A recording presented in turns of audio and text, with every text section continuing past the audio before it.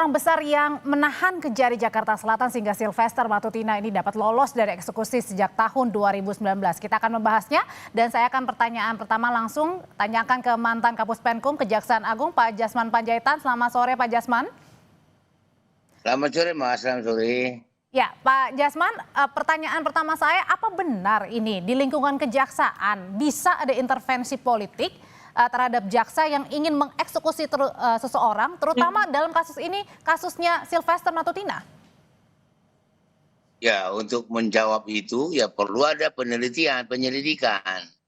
Apa ada informasi-informasi yang mengarah ke ada orang-orang dari Jakarta Selatan yang melakukan seperti itu. Karena terus terang untuk masalah ini juga kan harus kita juga telisik ya dari pihak Mahkamah Agung.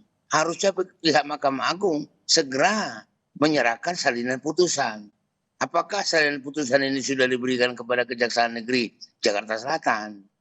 Itu memang kalau waktu zaman saya jadi jam jaksa muda pengawasan, ada berita-berita di medsos, itu langsung saya turun ke bawah untuk menyelidiki ini. Nah, ini harapan kita memang harus proaktif ya.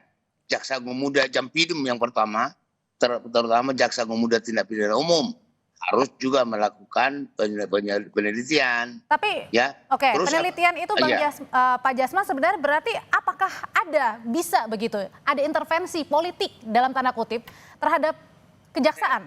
Saya kira nggak mungkin, karena nggak ada gunanya. Bagi kejaksaan nggak ada gunanya. Karena pasti disorot wartawan, disorot pengamat hukum di negeri ini. Bunuh diri itu kalau ada yang begitu gitu. Kalau tidak mungkin. Nggak mungkin. Oke, kalau tidak mungkin Pak Jasman, apa kira-kira yang membuat akhirnya pihak Kejari ini sampai 6 tahun bergulir kasusnya, sudah ada putusannya, tidak mengeksekusi?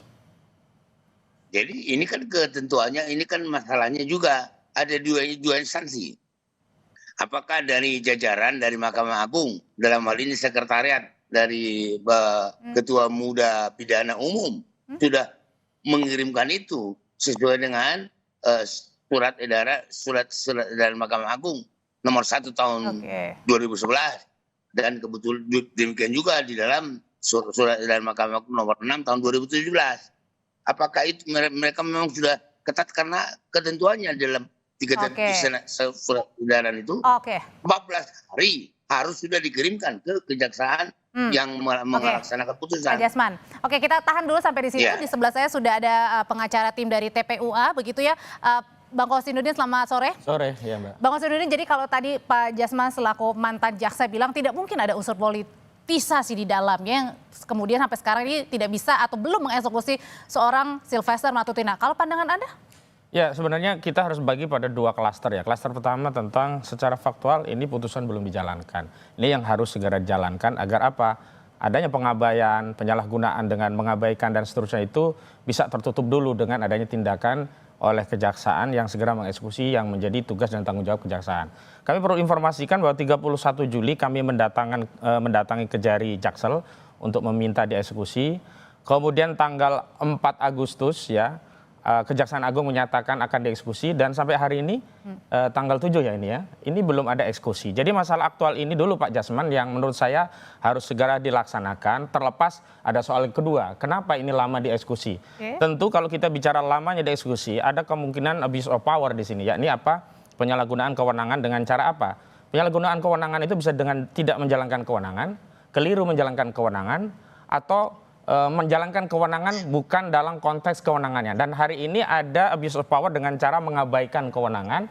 Dan abuse of power kala itu atau? Ya dari periode 2019 sampai hari ini itu kan sebenarnya ada tugas kewenangan dan tanggung jawab jaksa selaku penuntut sekaligus eksekutor putusan. Sudah ada putusan, kok kenapa nggak dieksekusi? Berarti kan dia mengabaikan kewenangannya. Ini ada pembiaran begitu. Namun pertanyaannya memang perlu diselidiki apakah benar itu problemnya tidak ada ya salinan putusan dikirim oleh Mahkamah Agung. Saya kira kalau dalam rentang waktu segitu naif sekali ya. Ini kan sama saja buang badan ke Mahkamah Agung. Jangan ke sana dulu lah. Yang jelas hari ini sudah ada, harusnya jaksa dieksekusi. Lalu justru menurut kami yang politis itu bukan soal kenapa ini lama dieksekusi ya. Yang politis itu juga soal kenapa putusan ini tidak segera dieksekusi, tiba-tiba muncul permintaan untuk mengajukan amnesti Oke. begitu. Padahal amnesti tadi seperti di pengantar dikatakan Gus Dur. Kebetulan Gus Dur juga klien saya. Gus Dur itu mendapat amnesti setelah menjalani Oke. hukuman, bahkan sudah keluar dengan PB. Oke. Lah ini Jadi nggak sehari pun berlandaskan ini, ya? Silvester ini belum masuk kok Oke. sudah bicara tentang pengampunan dari presiden. Oke. Begitu loh. Ini kan aneh politis sekali begitu. Kita tanyain kalau gitu ke Ketua Umum Pradi Bersatu ada Bang Zefri Jin, tapi sebelum sampai ke sana saya mau bertanya lagi. Jadi sebenarnya apakah ini seperti tadi dibilang Pak Bang Kozinudin begitu Pak Jasman, kalau misalnya ini jangan menyalahkan kepada MA-nya. Belum ada salinan putusan ya? Lah, yang jelas saya dalam hal ini tidak menyalahkan siapa-siapa. Kita kan hanya menyelidiki. Ini kelihatan kesalahan ada di mana. Kan itu. Tapi sepengetahuan saya, pengalaman saya juga, baik waktu saya masih di Kejaksaan Negeri maupun setelah di tingkat selanjutnya, itu putusan itu harus ada. Apa yang mau dilaksanakan oleh jaksa kalau salinannya nggak ada? Itu yang saya katakan tadi. Saya tidak mau menyalahkan siapa-siapa. Di mana letak permasalahannya sehingga salinan ini belum sampai di Kejaksaan Negeri Jakarta Selatan. Kalau ini nanti memang ada kelalaian di Kejaksaan Negeri Jakarta Selatan selaku pihak eksekutor, ya itu pasti ditindak, pasti. Saya jamin Jamwas akan bertindak. Tapi kalau ditanyain Begitu, Mbak. sudah berlangsung selama 6 tahun, sebenarnya siapa yang salah dan siapa yang bermain di balik ini? Usai jeda nanti Bapak-Bapak akan menjawabnya. Tetap bersama kami di Kompas Petang.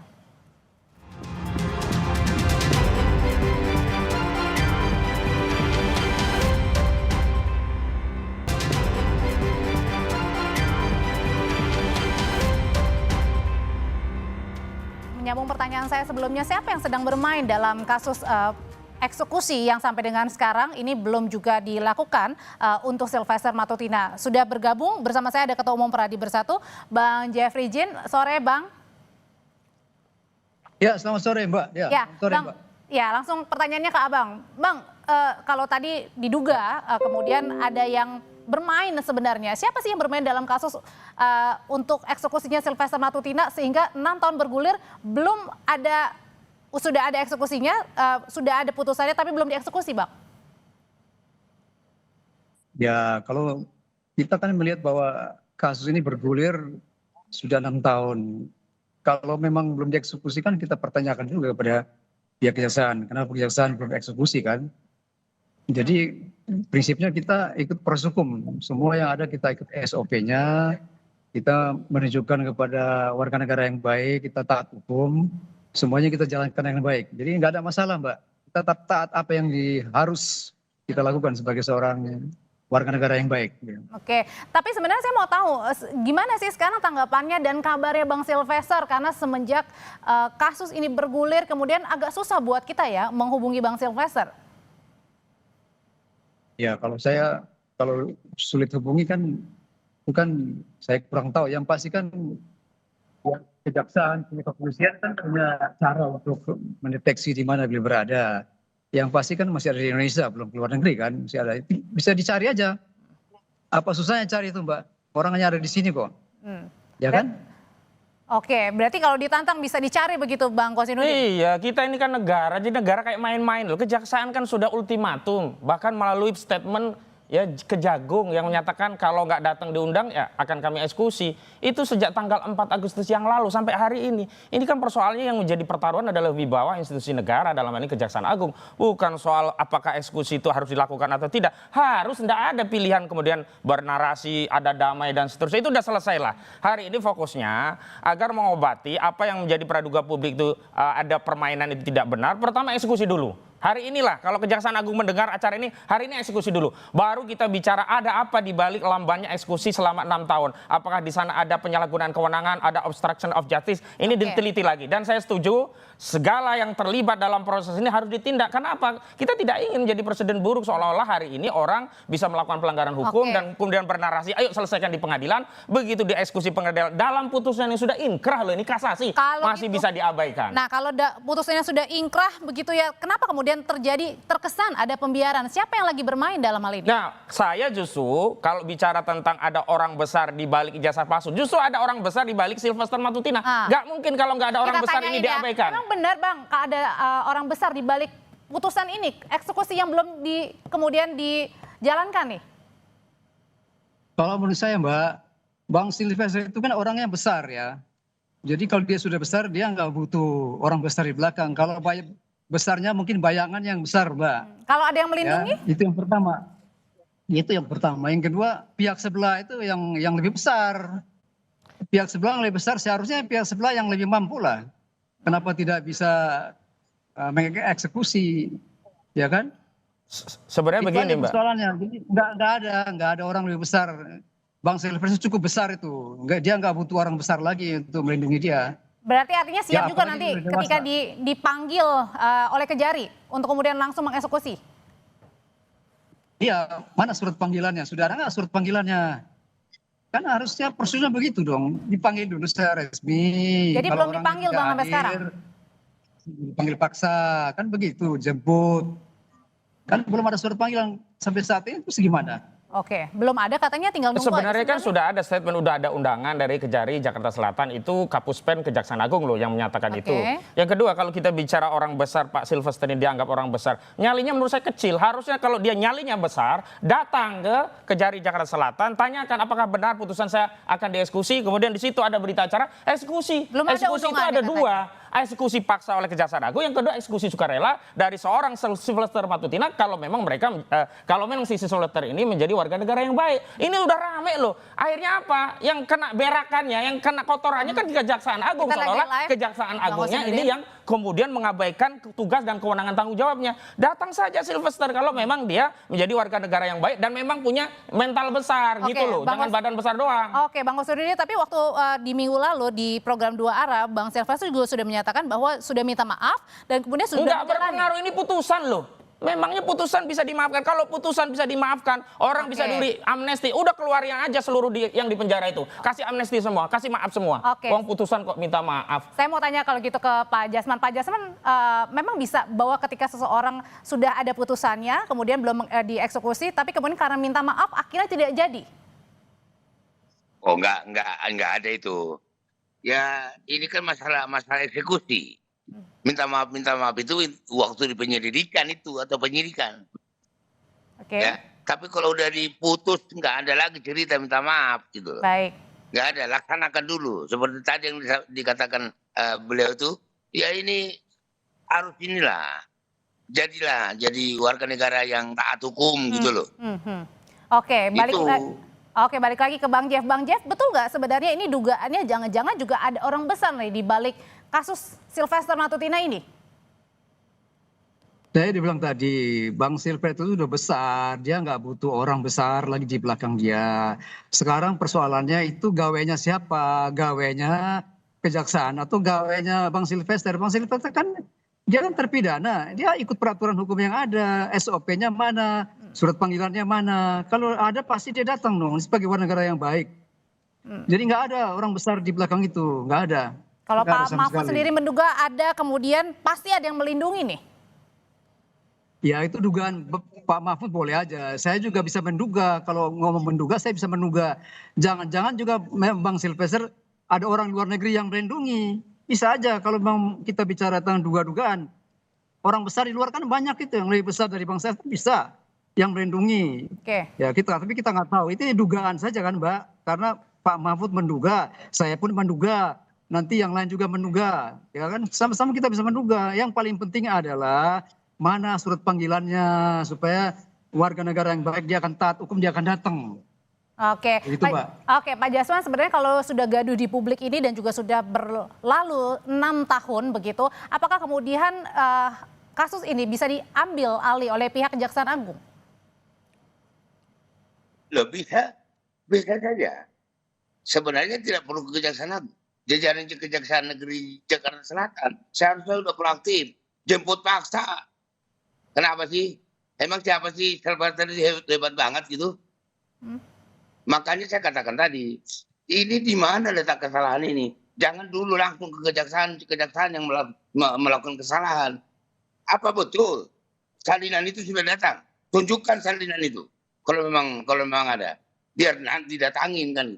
Namun itu juga kita sama-sama udah dengar dari Kapuspen bahwa ini sudah Berarti artinya di sini tidak perlu ada surat panggilan, Pak Jasman. Artinya bisa langsung jemput paksa. Harus dulu, harus ada panggilan dulu. Bukan pertama, panggilan kedua, ketiga tidak datang, baru jemput paksa. Kan gitu. Oke, tanggapannya Bang Kosinudin, berarti kalau misalnya selama ini 6 tahun kemudian belum sudah ada putusannya, belum dieksekusi. Nah ini sebenarnya apakah ada yang bermain, apakah ada yang melindungi, apakah memang terkesan ada yang membiarkan? Sudah pasti ada yang melindungi dengan cara membiarkan, tidak dieksekusi. Mustahil di republik yang sebesar ini kasus bagi seorang Sylvester Matutina yang sudah dikenal sebagai relawan Jokowi kok tidak tahu ada putusan. Apalagi putusan ini terkait pencemaran tokoh bangsa loh. Pak Yusuf Kalla loh, ini bukan saya, mungkin kalau saya mengadukan orang nggak tahu kasus seperti apa. Ini yang mengadukan Wapres dulu. Ini adalah aduan dari orang yang punya kategori bapak bangsa dan diadukan oleh banyak orang saat itu. Ratusan lawyer ikut terlibat mengadukan kasus ini untuk membela Pak Yusuf Kalla. Jadi aneh kalau tidak ada orang besar. Yang kedua justru tudingan ada orang besar di balik Roy Suryo dan kawan-kawan itu berbalik ke Sylvester Matutina ini. Dan dugaan saya orang besar itu adalah kekuasaan presiden yang saat itu adalah saudara Joko Widodo karena dia adalah projo. Dan hari ini agar menghindari tuduhan Presiden Prabowo masih ada di bawah kendali saudara Joko Widodo segera eksekusi. Dan dalam hal ini Kejaksaan Agung ada di bawah kekuasaan dari presiden, segera jalankan. Dan kalau Kejaksaan Agung itu memang bukan eksekutor langsung, segera perintahkan kepada Kejaksaan Negeri Jakarta Selatan. Jangan dibikin lama begini. Kita bicara tentang asap, apinya yang sudah membara nggak segera kita siram. Kasihan rakyat melihat, oh kok ada terpidana keluyuran ke sana sini, malah hadir di media ini, media itu, podcast sana, podcast sini. Nggak ada wibawa hukum di hadapan mereka ini jadinya. Oke, kalau gitu sebenarnya kalau dilihat sendiri Pak Jasman, kalau yang Anda lihat kasusnya sudah bergulir, apalagi tadi seorang mantan Wapres ya yang kemudian melaporkan untuk kasus Bang Sylvester seperti ini. Sebenarnya apa sih yang kendalanya begitu untuk tidak mengeksekusi, Pak Jasman? Kalau saya mengatakan dugaan saya kuat, salinan ini belum diterima oleh kejaksaan. Dalam hal ini Kejaksaan Negeri Jakarta Selatan. Itu dugaan saya. Kalau sudah ada, sudah sampai langsung dieksekusi itu. Tapi kemudian masuk logika nggak Pak Jasman ketika salinannya belum ada, belum diserahkan, ini sampai 6 tahun? Ya kan ya sampai 10 tahun juga kalau nggak dikirimkan oleh Mahkamah Agung. Kapan nyampainya ke kejaksaan? Kan gitu.